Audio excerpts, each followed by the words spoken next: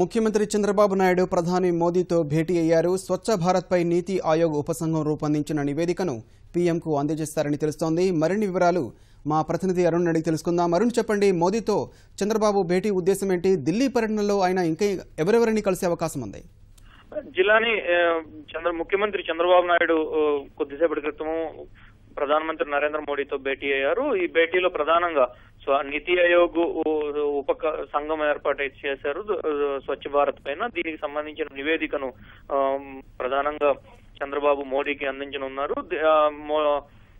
చంద్రబాబుతో పాటుగా హర్యానా ముఖ్యమంత్రి, అదేవిధంగా ఉత్తరాఖండ్ కు సంబంధించిన ముఖ్యమంత్రులు ఇద్దరు కూడా చంద్రబాబుతో వెళ్తారని ముందుగా అధికారులు చెప్పినప్పటికీ ప్రస్తుతం హర్యానా ముఖ్యమంత్రి మాత్రమే వెళ్ళటం ప్రధానమంత్రి కార్యాలయంలోకి వెళ్ళడం జరిగింది.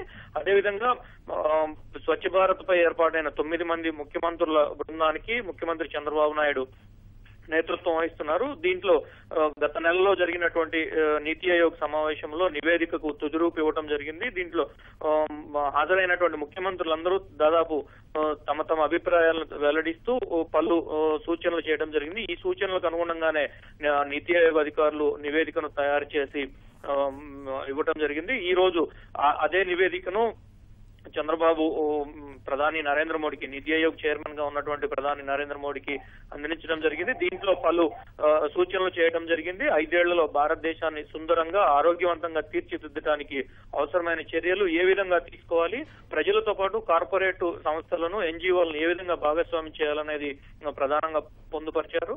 దేశవ్యాప్తంగా ప్రతి ఇంటికి మరుగుదొడ్డి నిర్మించటము, ప్రభుత్వ ప్రైవేటు భాగస్వామ్యము, నిరుపేద కుటుంబాలకు సంబంధించిన విషయంలో మరుగుదొడ్ల నిర్మాణానికి ఏ విధంగా ఆర్థిక సహాయం చేయాలనేటువంటిది మరొక అంశంగా ఉంటే, స్వచ్ఛ భారత్ లో ప్రతి ఒక్కరిని భాగస్వామ్యం చేసేందుకు మున్సిపల్, గ్రామ స్థాయి, వార్డు స్థాయి నుంచి మొదలుకొని ఢిల్లీ స్థాయి వరకు ఎవరెవరు ఎటువంటి కార్యక్రమాలు చేపడతారో తెలుసుకొని వారిని ప్రోత్సహించే విధంగా అందుకు అనుగుణంగా చర్యలు తీసుకోవాలనేటువంటి అంశాన్ని కూడా పొందుపరచడం జరిగింది. అదేవిధంగా ఇప్పుడు ఏవైతే కాలుష్య కారకాలు ఎక్కువగా ఉన్నాయో, పెట్రోలియం, అదేవిధంగా ఇతర కాలుష్య కారకాలు ఉన్నాయో, వాటి నుంచి వెలువడే వాటికి సంబంధించినటువంటి సంస్థల పైన, అవి చేసేటువంటి ఉత్పత్తుల పైన ప్రత్యేకంగా స్వచ్ఛ భారత్ సెస్ అనేది ఒకటి పెట్టి దాని నుంచి నిధులు సేకరించాలని, ఈ నిధులను 75% రాష్ట్రానికి, 25% కేంద్ర ప్రభుత్వం భరించేలా చూసుకోవాలని, అదేవిధంగా మరుగుదొడ్డి వాడకం లేని వారిని, మరుగుదొడ్డి ఇంట్లో కట్టించిన వారిని ఎన్నికల్లో ఎట్టి పరిస్థితుల్లో పోటీ చేయకుండా దీంట్లో అమెండ్మెంట్ చేయాలని కూడా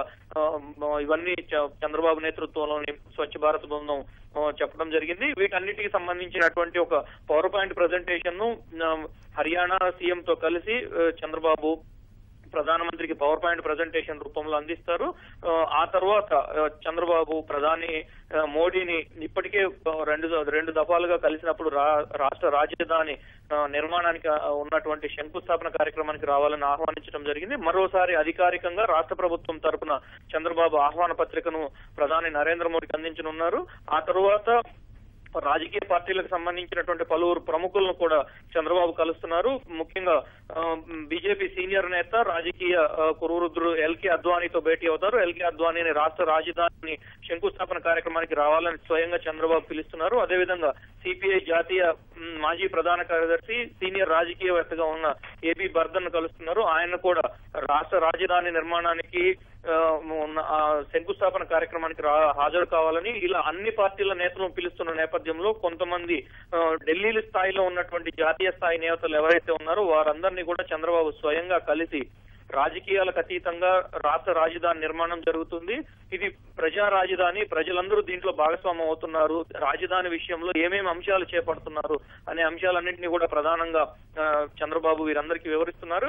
ఇప్పటికీ చంద్రబాబు హోంమంత్రి రాజ్నాథ్ సింగ్ ను కలిసి స్వయంగా ఆయనే ఆహ్వాన పత్రికను అందించడం జరిగింది. దీనికి రాజ్నాథ్ సింగ్ కూడా సుముఖత వ్యక్తం చేశారు. అంతకుముందు చంద్రబాబు ఢిల్లీ సీఎం అరవింద్ కేజ్రీవాల్ ఏపీ భవన్ లో భేటీ అయ్యి, ఇరువురు ముఖ్యమంత్రులు ఏపీ భవన్ లో భేటీ అయ్యారు. కొద్దిసేపు నీతి ఆయోగ్ సబ్ కమిటీ సంబంధించిన నివేదికను అందించిన నేపథ్యంలో కేజ్రీవాల్ తనకు ఉన్నటువంటి సమాచారాన్ని, తనకి ఇప్పటికే పంపించినటువంటి నివేదికలో చెప్పినటువంటి పలు సూచనలు మరోసారి చంద్రబాబు గుర్తు చేయడం జరిగింది.